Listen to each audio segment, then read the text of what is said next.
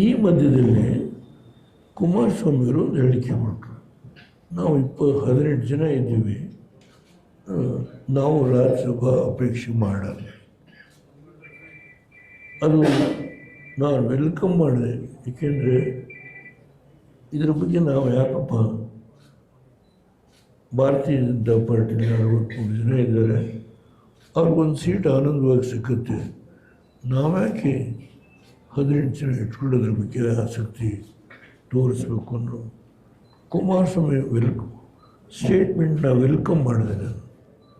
ಅದರಿಂದ ಇದರಲ್ಲಿ ಮೋದಿಯವರ ನನ್ನ ಸಂಬಂಧ ಒಂದು ರಾಜ್ಯಸಭಾ ಸೀಟಿನಿಂದ ನನ್ನ ಸಂಬಂಧ ಇದೆ ಅಂತ ಹೇಳಿ ಈ ನಾಡಿನ ಜನ, ಈ ರಾಷ್ಟ್ರದ ಜನ ತಿಳ್ಕೊಳ್ಬಾರ್ದು. 1914 ಹೌದು, ಅವರು ಮೊದಲನೇ ಬಾರಿಗೆ ಲೋಕಸಭೆ ಚುನಾವಣೆಯಲ್ಲಿ 286 ಸೀಟನ್ನು ಗಳಿಸಿ ಸ್ವಂತ ಶಕ್ತಿಯಿಂದ ಅಧಿಕಾರಕ್ಕೆ ಬರ್ಬೋದಾಗಿತ್ತು. ಆದರೂ NDA ಸ್ನೇಹಿತರನ್ನೆಲ್ಲ ಸೇರಿಸಿ ಸರ್ಕಾರ ಮಾಡೋದು. ನಾನು ಅವರು ಮುಖ್ಯಮಂತ್ರಿ ಆಗಿದ್ದಾಗ ಗೋಧರಾ ಪ್ರಕರಣದ ಬಗ್ಗೆ ಬಹಳ ಕಠಿಣವಾಗಿ ನಾನು, ಚಂದ್ರಬಾಬು ನಾಯ್ಡು ಅವರು ಕಠಿಣವಾಗಿ ಆ ವಿಷಯದಲ್ಲಿ ನಮ್ಮ ಭಾವನೆಯನ್ನು ವ್ಯಕ್ತಪಡಿಸಿದ್ವಿ. ಅದಾದಮೇಲೆ ಅವರು ಪ್ರಧಾನಮಂತ್ರಿ ಆದಮೇಲೆ ಮೊದಲನೇ ಬಾರಿಗೆ ಅವರ ಭೇಟಿ ಆಯಿತು. ಅದು ಹಿಂದೆ ಹೇಳಿದ್ದೇನಾಗಲಿ ನಾನು. ಅಲ್ಲಿಂದ ನನ್ನ ಸಂಬಂಧ ಮೋದಿಯವ್ರ ಜೊತೆ ಒಂದು ರಾಜ್ಯಸಭಾ ಸ್ಥಾನಕ್ಕೋಸ್ಕರವಾಗಿ ನಮ್ಮ ಸಂಬಂಧ ಕಳೆದ 10 ವರ್ಷದಲ್ಲಿ ಅದು ಬೆಳೀಲಿಲ್ಲ.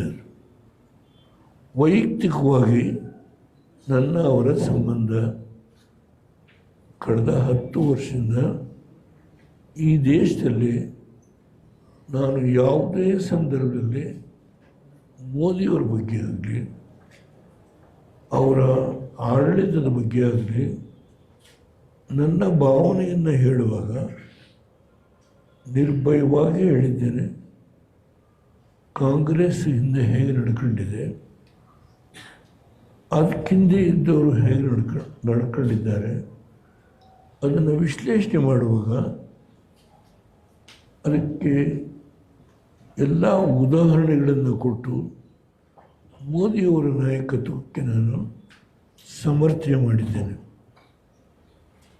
ನಾನು ಈಗಾಗಲೇ ಹೇಳಿದ್ದೇನೆ, ಇಲ್ಲಿ ಕುಮಾರಸ್ವಾಮಿಯವರು ಸರ್ಕಾರ ತೆಗೆದಾಗ ನಾನೇ ಕುಮಾರಸ್ವಾಮಿಯವರಿಗೆ ನೀನು ಮೋದಿಯವ್ರ ಜೊತೆ ಹೋಗು ಅಂತ ಹೇಳಿದಂಥ ಅದನ್ನು ನಿಮ್ಮ ಮುಂದೆ ಆಗಲೇ ಹೇಳಿದ್ದೇನೆ. ನೀನು ಹೊಸತೇನಿಲ್ಲ. ಅದನ್ನು ನಮ್ಮ ಸಂಬಂಧ not because of only for A membership of Rajya Sabha. It is a personal bondage between me and Modi from last 10 years.